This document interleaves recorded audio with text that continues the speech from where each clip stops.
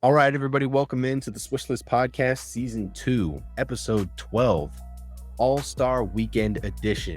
This marks 1 year of episodes for the Swishlist Podcast. We are so excited to get into it today. We got a lot to talk about, starting with the All-Star break. Roman, is it time to just cancel the thing? Because I can't lie to you. It was hard to watch. It was painful to watch. It felt like, when you go to play pickup and you've been playing a lot, right? You're getting near the end of the run and one guy's like, come on, one more. Let's run it back one last time. But everybody felt like that was the last game, but nobody wants to say it. So you go play one more and then nobody's playing defense. Nobody's putting a hand up for contest. Nobody's getting back. The run is just absolutely over. Everybody's tired. Like, that's what the All-Star game looked like to me. It looked like a bunch of guys that didn't really want to be there, and they played some unwatchable basketball. How did you feel about the All-Star weekend? That's a great comparison. That's exactly what it is. Guys playing basketball when they don't feel like playing basketball. The time where it seems like we're getting away from it and focusing more on the fact that this is the time for the players to rest. You hear it when players get snubbed from an all-star or something like that. They're like, hey, at least I get the whole week off compared to guys who have to go play in these events. It seems like we're focused more on the time away from it and the time resting than we are on the actual events that are happening. Even when we're talking about the awards, I think Tyrese had mentioned it. Like, I'm not trying to go out there and win any award. I'm just going out there to have fun, as you should. You guys are the best players in the league. I'd love to see some competitiveness. And one thing that I mentioned to you earlier was the fact that they took away the incentives. They took away the incentives of any type of money or just anything that these players could lock onto as a reason to try. In years past, it's been by quarter. Whoever wins the quarter got hundreds of thousands of dollars donated to their charity based on who their captain was when it was LeBron, KD, Giannis. And we didn't see any of that, which I can't blame the players for. This is the top Yes, you dogs. This is the can. guys Yes, you can. Yes, you for can. for You the want incentives. Yes, you can. You want to know why there's no incentives? Because these bums don't want to play in the game. You want to know why there's no incentives? Because But if they're the not league gives trying. them some type of incentive, They make $300 million a year. They yeah, need but an again, incentive to play in an all-star game. regardless, you need to have some type of thing to motivate them. There was no incentives. There was no incentives for all-stars previously, and those guys were playing harder than these guys ever did. We're What in a different era incentives? now. It's a different time period to give some type of. We So gave okay, we but gave why them was some it incentive it to was keep it. an How are you just going unwatchable to take it product. It was an away? unwatchable Wait, product. Even with the incentives, it was an unwatchable product. no. Yes, it was. Remember the first year, LeBron LeBron takes the shot for 24 points the year after Kobe had died. You don't remember that? When it was back How and about forth for a minute, these what guys were happened? actually fouling. Like, it was a good What few for a second. What happened in Utah last year? Nothing. It was Y awful because Yeah, it there was sucked. And such a big point margin that it there didn't in matter. was there incentives in that game? Yes. Yeah, so this is the thing, right? Like, the incentives didn't make it a quality game. Here's the thing, man. It's it's the same conversation with things like the WNBA. You have to put a viable product on television to be able to earn the right for there to be more money involved. The money incentives did not work long term to produce a good television product. It's embarrassing. It's an embarrassing product. And this is like the weekend where they bring all the executives out, the celebrities come out. It's supposed to be a big thing. We're going to showcase the best players. And the best game that you're ever going to see for an all-star game is if you sim it on your PlayStation, because then you're actually going to see the players play against each other in a fake environment, because it's not going to happen in real life.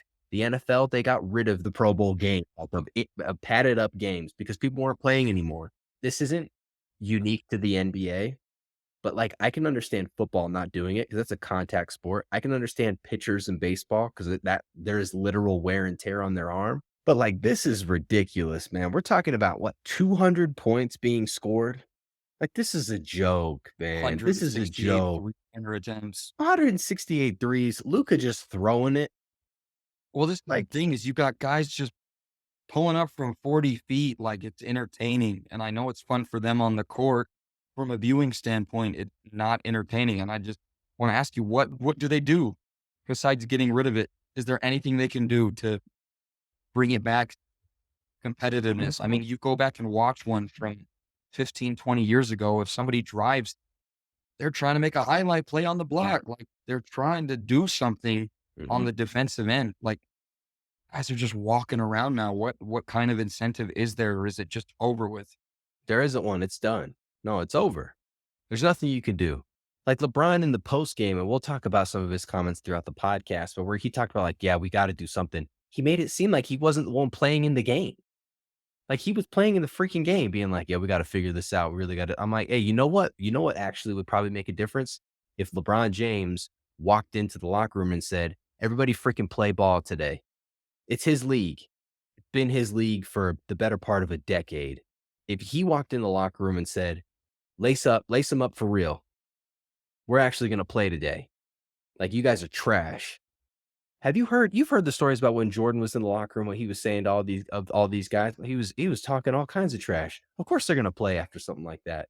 If LeBron James actually owned the fact that he can dictate the terms for a lot of this stuff, we might actually be able to see a quality basketball game. But now we got guys like Luka and Jokic just walking around. They're like the door in a Western, just swinging open. They're not playing defense at all. And they look like they barely try on a regular Tuesday night. You thought they were gonna try this? Not a chance. Not a chance. But this is genuinely embarrassing for the league. And if you can't figure it out, you're better off just canceling it. Stop doing the game. Stop doing the game. Fans, stop watching because it's trash. And if you want to do some of these other events and activities, then that's all it's gonna be. But this is not a viable product for television. None of it is. Even the slam dunk contest isn't a viable product for television. And you, for some reason, think that it's not LeBron's fault. And I'll give you a chance to defend yourself.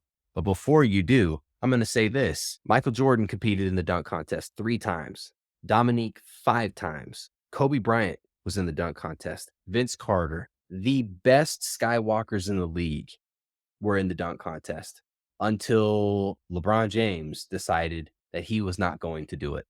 And since LeBron James hasn't done it, some of the biggest stars in the league haven't even given it a second thought. We haven't seen a Zion Williamson.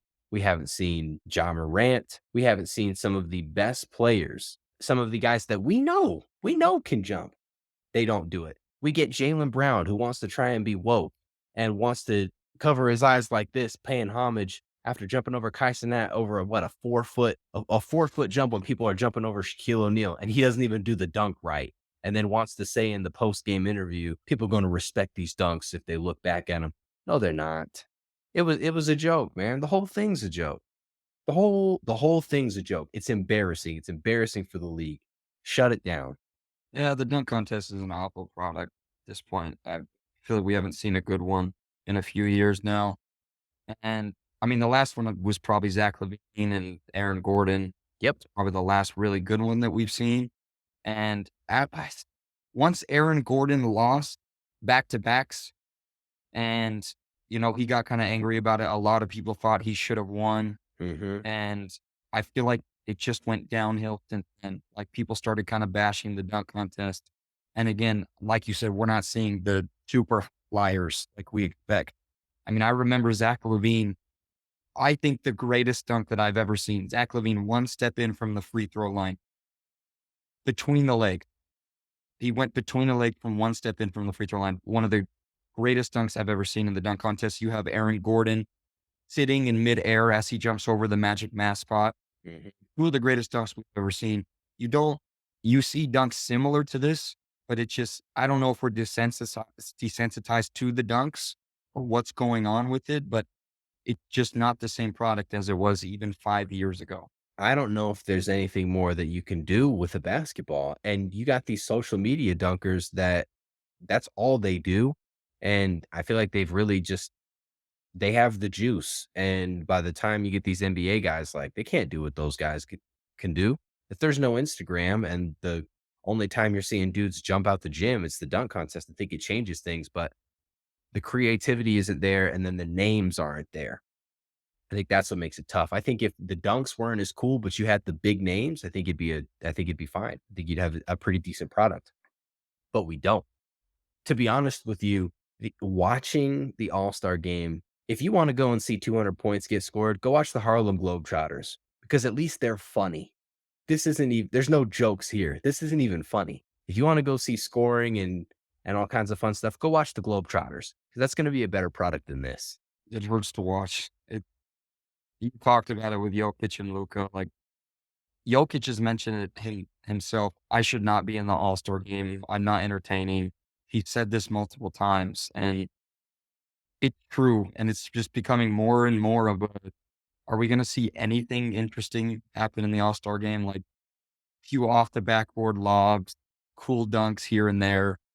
It just ends up being back and forth Now it's three just a lot of pointers. threes. Yeah, now it's just 168 3-pointers it's is embarrassing. it's unbelievable. It's Like embarrassing.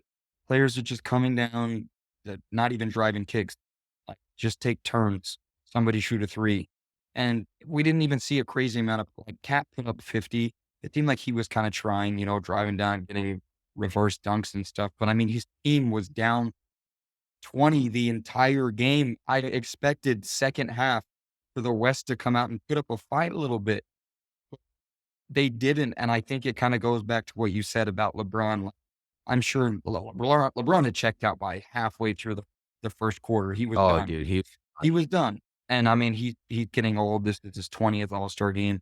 It's sort of understandable, but like you said, as the face of this league, as the voice of this league, it's sad that the West didn't put up any kind of fight to play defense to get back into the game. It was just a beat down the entire time, and it wasn't entertaining. if you have to tell me that more money is what's gonna get these guys to try and play, I don't know what we're doing anymore. It Not even feels like charity money. yeah, it's still even charity money, man. I just don't think money is the answer, and I'm not gonna lie to you, I genuinely believe that even if it's money to charity, I think it's a turn off to fans. I think it's a turnoff to fans. You're telling me the only way that you're really gonna try for All-Star Weekend is if $150,000 per quarter gets donated to your charity. That's 3 times what the average income of most Americans. That's That's true. that's really like, in some ways, that can be difficult to watch. I'm not saying that's the case for everybody, but if that's what it takes to get you off your couch and to play a game of basketball, if you're gonna try harder at a UCLA run, but to actually play a game that for fans to watch, it's gonna cost $500,000 in incentives. I mean, what are we doing? Like, that's where stuff gets embarrassing. I genuinely believe that they should do a one-on-one tournament, but none of these players wanna put their name on the line, right? These guys, they're more afraid of losing than they are winning. I genuinely believe that. They're like, "Oh, I if I lose, right, what are they gonna say on social media?" It feels like this league, these players are so afraid of losing that they just don't even try. I do not believe that it's fixable, and for the amount of money that these guys make to not even give us a little bit of effort, it feels like they don't understand how their sport works. Like, there's a lot more entitlement than there needs to be. Rick Bucher, who's an NBA insider, he said that they think one of the biggest reasons why this problem has grown into this issue is because at the AAU level, kids aren't even there's no team element to AAU. It's like, hey, if my coach yells at me, I'm just going to go switch teams. If my coach doesn't play me in high school, I'm just going to go to a different school. I'm going to go to the school that's going to give me the biggest bag in college. Like it's not about the team anymore. It's not about pride anymore. It's about money, fame, sneakers. It's about anything other than the pride of the game. And we see that a lot from our US grown players. Like, I genuinely believe that we live in a time where it's just, hey, man, like they're out there to get their money. They're out there to run their money up. But whether they win or lose, I just don't think they care anymore. Yeah, just have fun playing ball, make millions of dollars. It seemed like it. Let me make my money. Let me do my business in the nightlife. Let me drive my cars. Let me have some fun. And hey, if we win, we win. But you know what? Like, I'm good. Like, It I mean, look at Charlotte. You got and guys laughing on the bench and they're getting blown out by double digits. it looks bad for the league. Yeah, I think you gotta cancel it. Now, the last thing that happened that's really noteworthy was, I mean, outside of Matherin, who just kind of embarrassed himself a little bit in his game with the missed dunk and betting money But on the line and missing the free did you throw. see the little back and forth that he had with Jaden Ivey though? Oh, yeah. He was like, "You still can't guard me," and I felt a little, like, secondhand embarrassing for Jaden Ivey. He had nothing to say besides just staring at him. I was like, He Okay, well, he was shocked. First of all, he was like, "What?" Like, he did yeah, he not made him say it 3 times. He couldn't believe he said that. and then, okay, the worst part of that whole exchange was after the third what is Jaden, like, swoops in like he's gonna say something, and he looks like he leans in to give him a kiss, to be honest. And Right. top comment. Was he trying to kiss him or something? Like, Exactly what it looked like. He had nothing to say.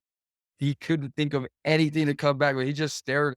what do you say to that? I mean, it's like, this isn't even a real game. Like, what the Nah, Benedict is a menace. He just Yeah. talks a bunch of crap. Yeah, but Benedict embarrassed himself after. He Like, did. he embarrassed himself enough. The missed dunk for one, and then the trying to get And then somebody to bet lose him, and then just almost. missing the free throw is hilarious. It's hilarious. Okay, so what were your thoughts? The NBA tried something new with Sabrina versus Steph in the 3-point contest. How did you honestly feel about it? I thought it lived up to the hype. I thought it could have been a little bit longer somehow. I don't know how they would do it, but I thought it was good that Sabrina shot from where she shot from. I thought it was good that Steph went second and had to beat her out, but she shot the ball well. I really did not expect her to put 26 points. That was extremely impressive from what I saw from her. But I mean, I expected Steph to win. Yeah, I mean, shout out to Sabrina. She really brought it. I mean, 26, Dame shot a 26. That's I did. he won the 3-point contest on the 26. Honestly, there was a part of me that was like, why don't you just have her compete in the 3-point contest? That would make sense. Why did it have to be separate? Why not just have her compete in the 3-point contest? I'm not sure, but to be honest, shout out to her. She killed it. 26. I mean, you lost to the greatest shooter of all time by 3, but granted, he's the greatest shooter ever, and you put up a viable number for if you would have competed in the actual contest. So, did it get people to race to the television? I'm not sure. And that's one of the biggest issues that the All-Star game has right now. But I do think it was really cool that she came in and she balled out.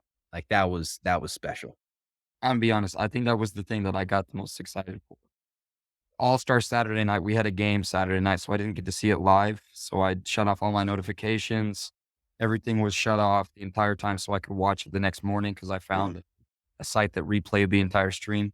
Mhm. And I was watching it, and that was the point where I was like getting the most excited. Like, oh, like who's gonna win? I really don't know. Like Sabrina could put up some numbers. She's been practicing. Like, I think that was the thing I got the most excited for over the weekends.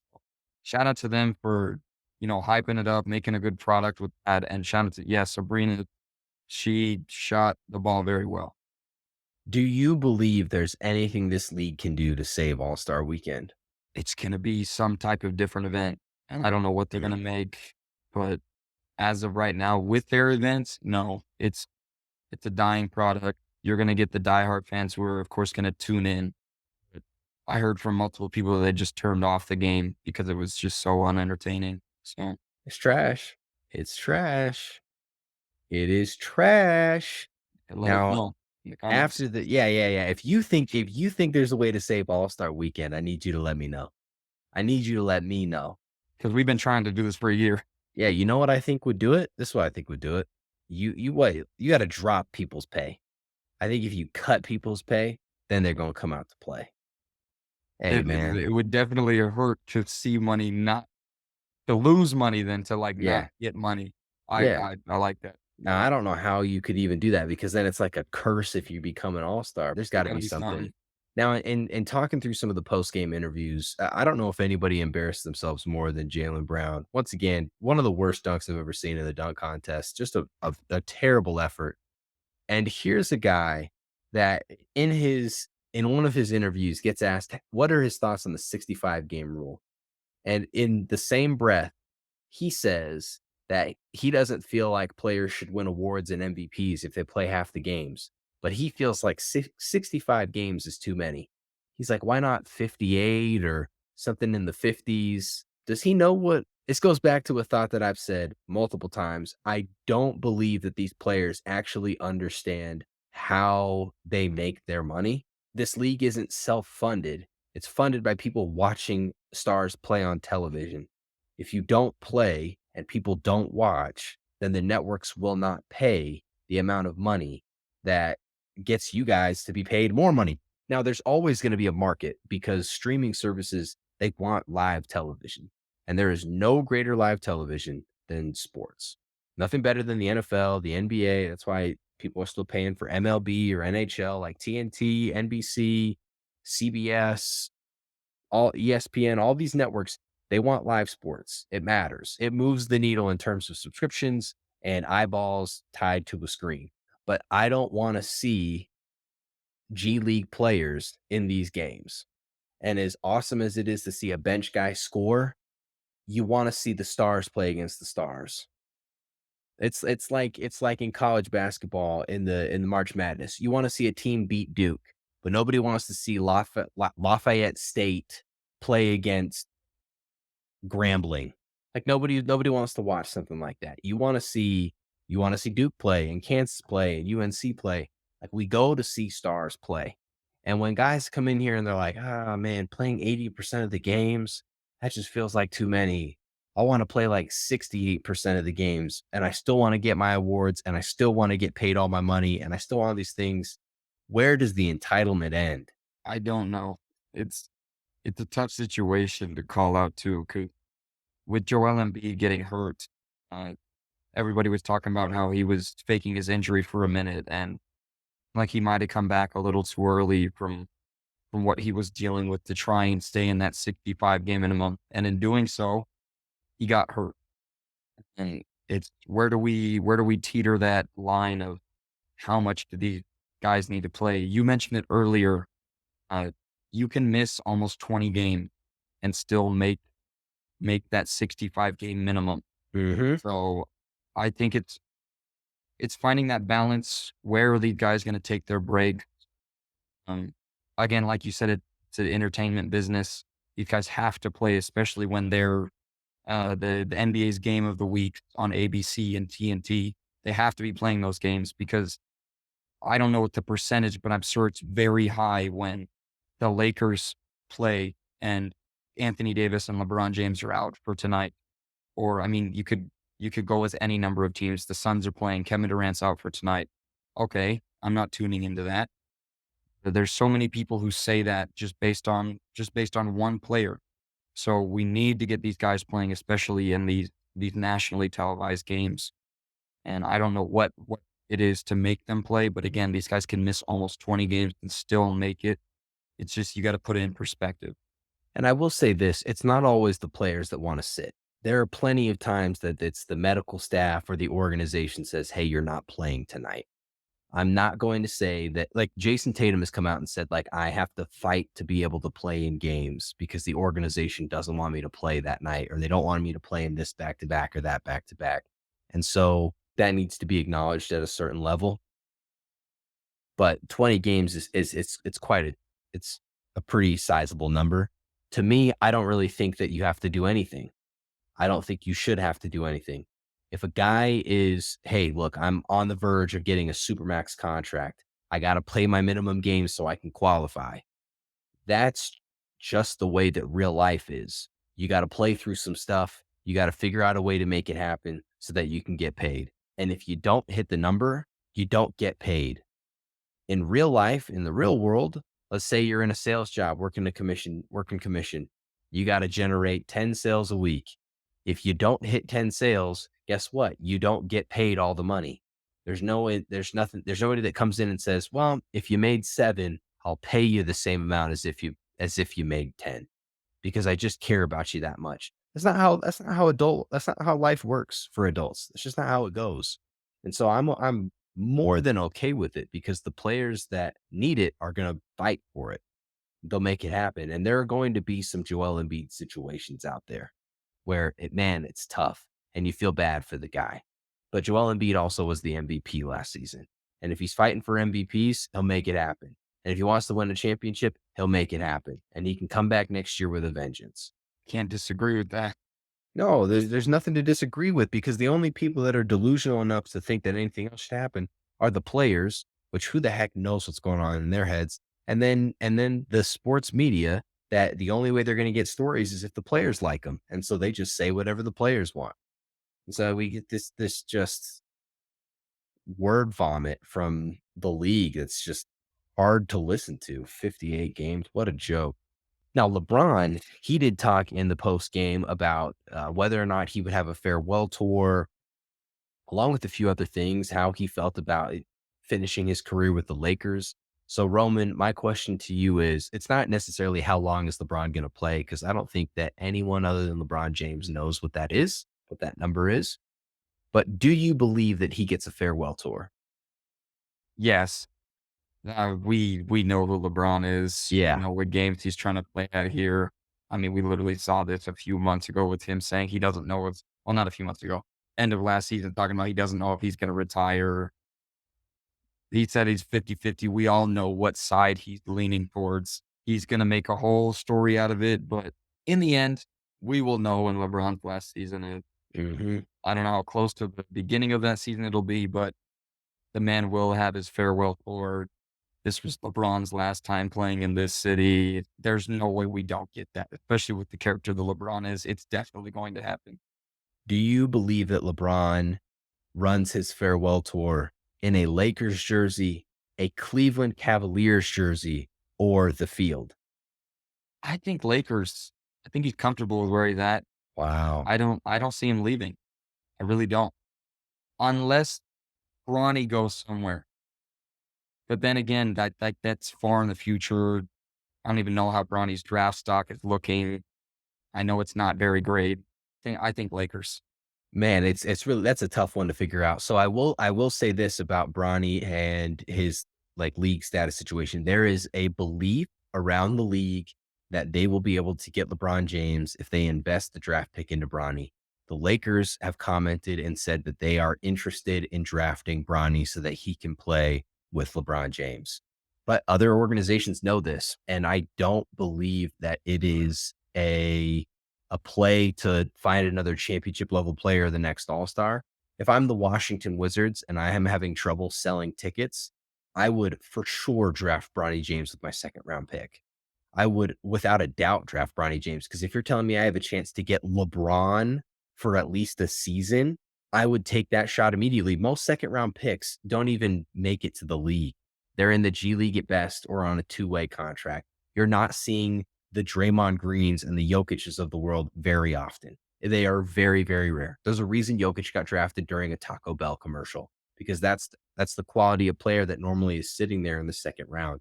And so if you're telling me I get the chance to draft Bronny and it gets me LeBron for a second rounder, imagine trying to call the Lakers and say, I'll trade you a second round pick for LeBron James. They would never answer a call from you again. That's essentially what you can do if you draft Bronny. The jersey sales, the games on national television, the ticket sales, the draw that is LeBron, it would be massive.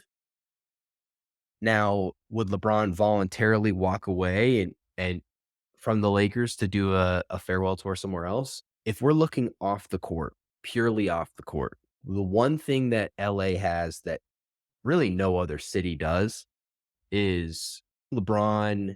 If you're in Orlando and you're LeBron James, everybody's screaming as soon as you walk into a restaurant, a night out with your family. I don't believe that you're going to get any privacy if you're in Indiana, Wisconsin, Orlando. I just don't see it. Now in LA, where there's stars everywhere, that's what this city's built for. There's Hollywood stars and football players and basketball players and baseball players, and everybody is in LA. It's the closest he will ever be to living a normal life or being able to go out in public in a normal way.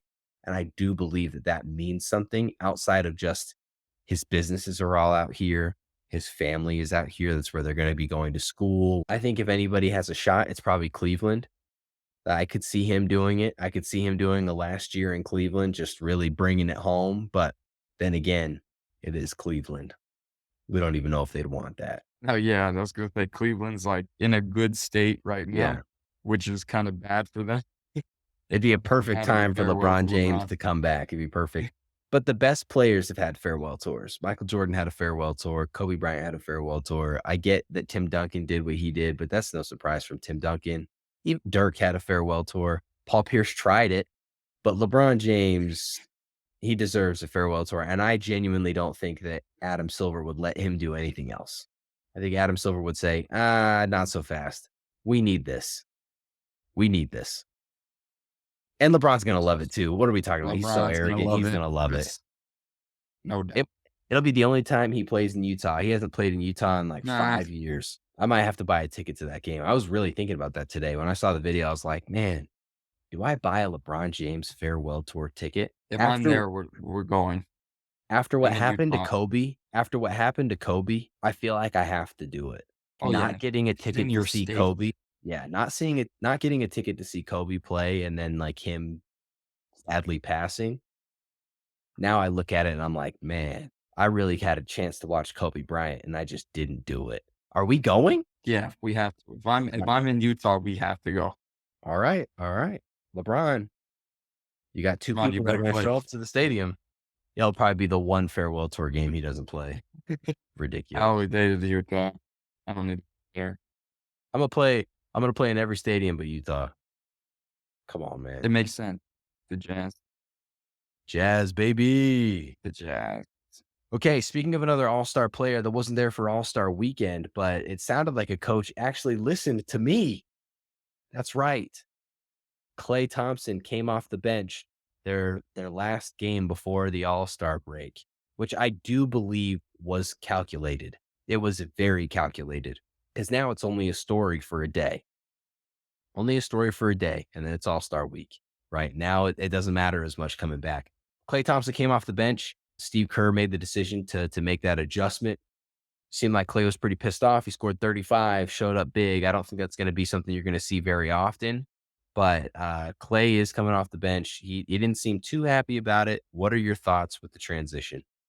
You called it. I'll give it to you. I was very reluctant to give it to you. I remember my exact words being, "This is never going to happen. Clay is too Yeah. prideful. He will not come off the bench. I can never see it happening." And you called it exactly. And Clay responded. So you did call it. Yep. Clay came off the bench. He Yep. was angry. It seems like Clay hoops pretty well when he's angry. So whatever he can do to piss him off might actually help. I don't know if you saw the clip. Pajemski hits a three in the corner and one possession game. I think they're down 3. Mhm. There's plenty of time on the clock.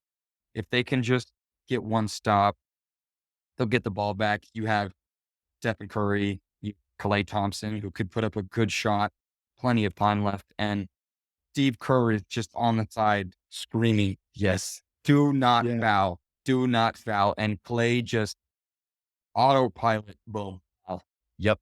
foul. And everybody on the bench just loses it. And they're just Oh, like, dude. what is Steve he jumped doing? and smacked the ground. Well, because these games are so important for the Warriors. Oh, they're And they've been on a winning streak they're and they everything. want to come up and you're playing one of the best teams in the NBA in the Clippers. Yep. You have a shot to win it. And Klay just basically throws it away. I really don't know what's going through his head.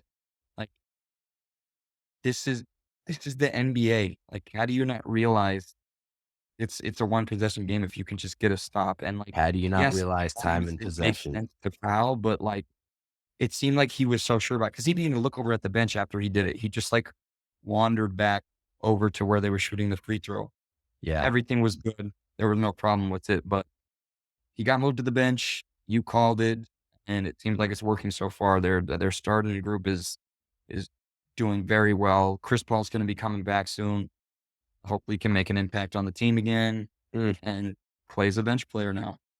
Oh my gosh, you bring up Chris Paul. One of my favorite things was somebody said they really brought out all-star game rings as soon as Chris Paul couldn't get one. For the proof that this man's just never going to get a ring. No, Klay Thompson coming off the bench.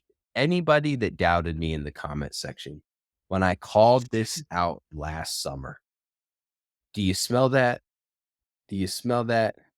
That is the smell of victory. And man, it's Sweet sweet. justice, Moses. It is some sweet justice. That's dang right what it is. Anybody that doubted, if you were like, this guy doesn't know what he's talking about, I freaking told you. I don't know why you people keep doing this. You keep doing this over and over again. I tell you what's going to happen. You don't believe it. And then you have to admit it because it's irrefutable. It really, really is. Klay Thompson is a quality player. He's just not a quality starter for the Warriors. The Warriors also announced that they are interested in bringing in a top-level player to play with Steph. They're looking at LeBron, Kevin Durant, or Paul George this offseason. They believe that they are one piece away from getting back to championship contention. This comes down to whether or not Klay continues to play off the bench. If they still are getting 20 points a game from Kuminga, that they can get quality minutes from their other draft picks, their young players, and they can get another vet in there that's ready to win. Personally, I think the Warriors are cooked. I think it's over. I mean, saying you're going to go back and get Kevin Durant, that's crazy. That's crazy. He's not coming back. Trying to get LeBron James, come on, man. He's not playing for Golden State. So it really is over. I think that Paul George has a better chance of playing in Philly than he does in Golden State. This Pajemski boy is balling. Pajemski, I don't dude. know. I don't know how they knew, but No, let me if tell he you what it keeps is. panning out, they could end up doing something. You want me to tell you what it is? Want me to tell you what it is? What? He is this year's Austin Reeves. He's a rookie though. Yeah. He's this year's Austin Reeves. He's young. And he's this year's Austin Reeves. Next season, people are going to be like, this guy, man, he's going to fall back to reality. He's a great role player. I'm not saying he's not a good role player, but he's nothing more than a role player. He's nothing more than a role player. I disagree. Okay. We just came right off now, this he's a segment. role player. We just came off I the don't care. segment I don't of care. you telling me how right I was about the Warriors again. So the fact that you literally within like 2 minutes are back on this, it's embarrassing for you. Jemski's an effort guy. The guy goes and gets bored. Yeah, Guy that's is a role more player. than just a little bit of a scorer. That's a He's role more player. he's more than that. That's a role player. I really like the guy. Yeah, dude, That he's helped all me. heart. He's all heart. Hey, more talent than I've ever seen in my life. Okay. But he's a role player in the NBA. I've got a question for you. Who would you rather have on your roster right now? 100-year-old turtle man PJ Tucker or Thanasis Antetokounmpo? Yeah, what is going on with the Clippers? Just sending guys away. Why is PJ Tucker so mad? Because He's not getting minutes. he thinks he Why? should play. He thinks he should play. It's like, brother, do you not see your team winning games? Yeah, and you're washed. Did you forget that you're washed? Did you forget that you couldn't shoot a three-pointer last season in the playoffs? Did you forget that your corner shot was Brick City? It's got to be the places that he's coming from. I mean, coming from the 76ers, coming from the Bucks, this guy was winning, and he was playing a lot for teams. So it kind of makes sense why he's frustrated for not getting playing time. I can understand Bones Island being more frustrated, but yeah, PJ's old, and Ty Lue spoke on it. He knows it. Mm-hmm. So I mean, send him home for All-Star break. Hopefully, he cheers up because the Clippers look like the best team in the NBA. He's not gonna cheer up, dude. He's not gonna cheer up. But let's be real, dude. James Harden hasn't exactly been the model standard of health. Kawhi and Paul George haven't certainly not been the model standard of health. Like they're one injury away from those guys playing, 2 injuries from them getting significant minutes. And history would say that someone's going to get hurt in the next 3 weeks and then another player in the next 2 months. So collect your check, enjoy the fact that you're going to get paid millions of dollars to travel the United States. These are not guys who wanna ride the bench, though, as we know. Okay, but But it's like Bones Highland it's hasn't the done worst anything in the time league. ever to say anything. Bones Highland hasn't done anything in the league, dog. He is not He playing helped the winning Nuggets win basketball. a championship. Okay. No, No, I'm he kidding. didn't. No, I'm No, he kidding. didn't. He did help he He did help him slightly. I mean, he does come on. not play winning basketball at all. You've seen He's him young. play. Yeah, more of a P selfish scorer.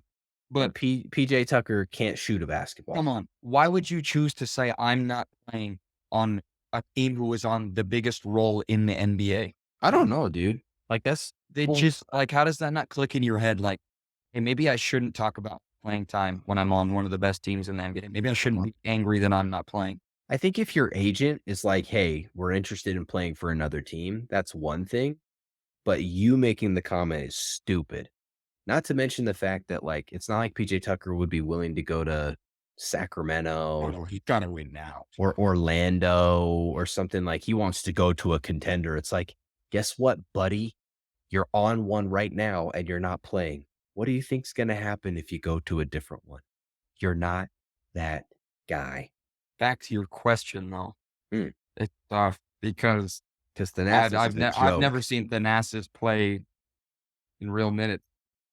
He's a he's a joke, man. Did you see when he called for the ball and then still got an 8-second violation, then turned around and called for it again on the next possession, and the point guard was like, "Bro, get the freak out of here." He wants to get those stats. And he's had some plays. You see that hit him with the sham guy that he said, "Oh, oh, fake half baseline drive." He got some moves to him, but his low light is crazy. It's unbelievable. He looks like a YMCA hooper sometimes. Nepotism at its finest. Truly is. You Nepotism want to at its keep Giannis finest. happy, you keep his brother around. And I don't understand how Giannis doesn't realize, like, Giannis is a diva. He's a diva now. I'm sorry, but he's a diva. He in his post-game interview, he was complaining about the fact that he's had 4 coaches in the last 6 months. Like, he's not the reason that they got Like, yeah, fired. because you said it, like, they wouldn't fire or hire a coach unless they talked with Giannis. Yeah, but then he's like, "Oh, it's been so hard. I've had 4 coaches in the last 6 months." You're the one that ran Budenholzer out the building, that ran Griffith out of the building. You signed off on the Doc Rivers pickup.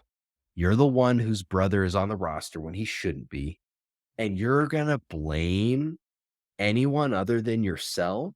Chris Middleton is kinda looking washed. Dame, now that all the eyes are on him and there's expectations, he looks he's not a shell of himself, but he's 80% of He the looks guy like he used to he be. looks like a second option. That's what it looks Yeah, like. he's 80% of the guy he used to be. Giannis is a diva.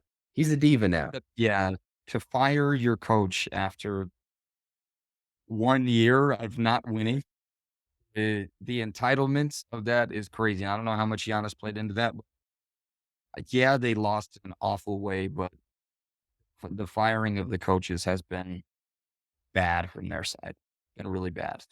Speaking of coaches getting fired, Jacques Vaughn fired from Brooklyn. The locker room was completely out on him. Sad to see. Sad to see. They were a fun story last season, and now they're not a story at all. I don't even know when the last time you heard Mikal Bridges' name was. It's that Yeah, and this bad. guy was supposed to be my most improved player. I was so high on it that he was gonna win most improved player, and that has Yeah. not panned out at all. This guy was supposed to be No, putting up I said, like, 26, 27 a game. you did. Uh, I said the Nets would be a cool 5 to 8 seed, something like that, and I was just completely wrong, and I I don't like the whole coaching aspect of it. Like, is this really gonna help the Nets that much, getting rid of Jack Vaughn? I know they're not looking for an immediate change, but I don't know. We're looking at a lot of coaches too much compared to what these players are producing on the court. Yeah, Mikal Bridges' scoring is down from 26 points a game to 21, which is unfortunate. The dark horse story here is that Ben Simmons is on that roster, and he has been a cancer to his teams. It just doesn't feel like he brings any juice to a roster at this point. I feel bad for Jacques Vaughn. Feels like he's the scapegoat for a team that just doesn't have viable pieces that can really make them competitive. But this is the story of the Brooklyn Nets, man. Like, this really has been the story of the Brooklyn Nets. They're not good. They're not good. They're not good. They're not good. They trade and get a couple guys, and they underachieve, and then they go back to just not being that good. Like, this is what they do every couple of years. But unfortunate for Jacques, I think he'll bounce back pretty quick and find something. I wouldn't be surprised if he ends up back in San Antonio. He's originally a Spurs. He's a product of the Spurs tree, the Greg Popovich coaching tree. But the another in-season adjustment from a team that hasn't gotten what they're looking for out of their coach. And with that, we're going to close this episode of the Swishlist Podcast by saying this. If you are still listening right now and you have not subscribed, if you're still listening right now and you haven't liked this podcast, please do us a favor. Go ahead, give it a quick like, share it with somebody that you know that could learn something about basketball. And at the end of the day, we just also want to say thank you so much for being willing to listen. It's been fantastic to get to do this, and started to see a little bit of a lift on some of the outlets that we're posting on. And the only reason that happens is because of people like you. And so please share this on social media, comment, let us know what you thought about the episode. What should we talk about next episode? Roman, send us off. For real, been a great year. I can't believe we've been doing this for a year, but yeah, like you said, it's been picking up on YouTube. If you guys are watching the videos, leave us a like, leave us a comment. It really helps us get out there a little bit more and share, tell us what content you would like to see us talk about. We're willing to talk about anything NBA wise. We're willing to talk about anything. So just make sure you're sharing. We are on all your favorite platforms. If you are not liking, if you're not commenting, if you're not sharing, it's getting ridiculous. Really getting ridiculous. Swishlist Podcast, episode 12. We are out. Thank you for listening to this week's episode of the Swishlist Podcast. Catch us on social, and we'll see you next week.